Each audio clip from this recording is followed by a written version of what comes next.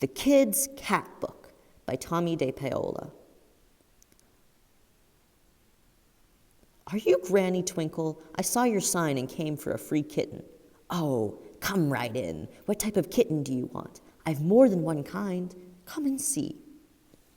Right here, I have some nice Siamese kittens. Siamese have dark ears, paws, tails, and faces. These are called points. They have blue eyes and short hair. They like to talk a lot and are great climbers.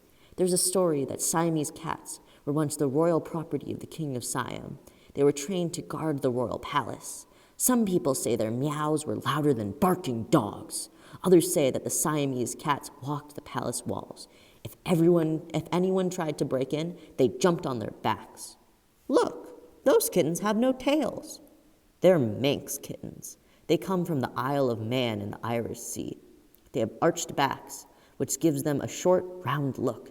In fact, they are round all over. Round heads, round faces, and round rumps. There are 3 kinds of Manx tails.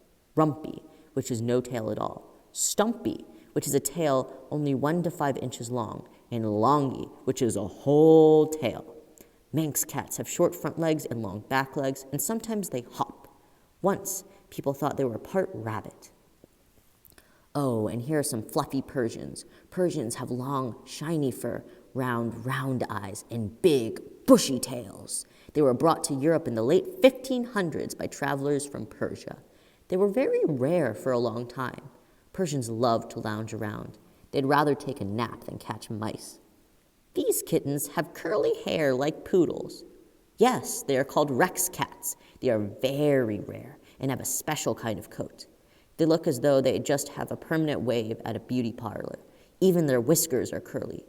The first Rex cat was discovered in 1950 on a farm in Cornwall, England. All of these kittens are American Shorthairs. This is the all-American cat and comes from the United States. It is said the American Shorthair came over on the Mayflower with the Pilgrims. They are wonderful mousers. They love to sit all curled up by the fireside or even in your lap. The American Shorthair is probably the most popular cat of all. They are all different colors. They certainly are. Of course, there are lots of other kinds too. See? And here are my favorites, Abyssinians. Abyss look like small mountain lions. They're always happy and busy and very quick.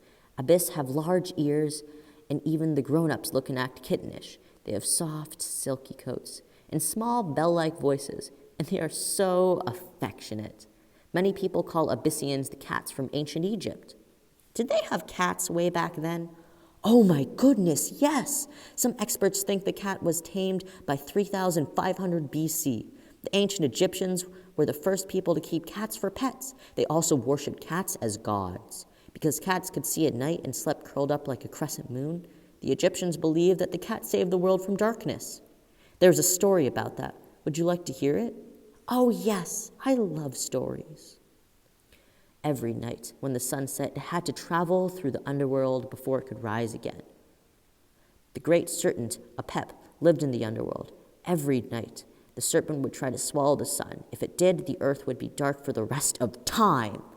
But luckily for the earth, the great sun god, Ra, would turn himself into a cat and fight Apep.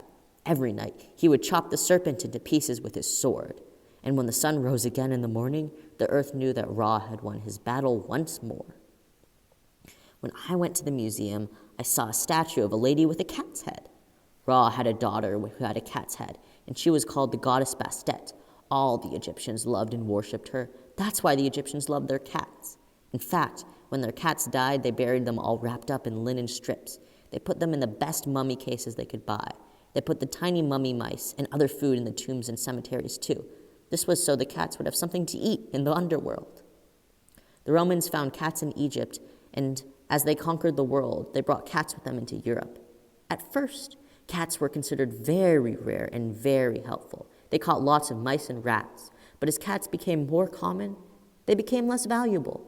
Finally, in the Middle Ages, people thought cats were evil and the helpers of witches. That's why even today at Halloween, you can usually see pictures of cats sitting on witches' broomsticks.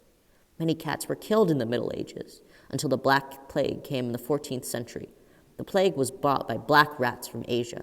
The people who secretly kept cats were luckier, because cats killed rats.